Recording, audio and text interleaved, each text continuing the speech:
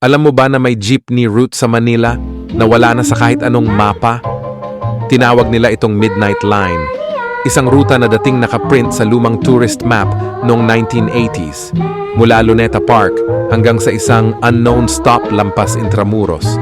Pero heto ang twist. Hindi naman talaga itinayo ang kalsadang iyon.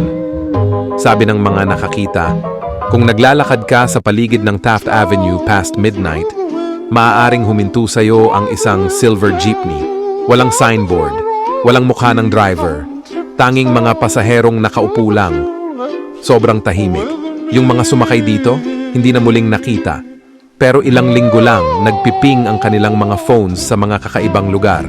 Lahat tugma sa mga spots sa lumang tourist map.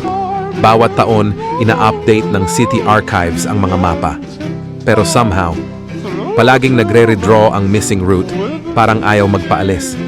Kaya next time may huminto na jeepney sa'yo past midnight, tingnan mo ang route sign.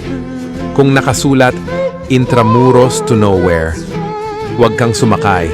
Kasi kapag sumakay ka sa rutang iyon, susunod na pangalan, iyon na.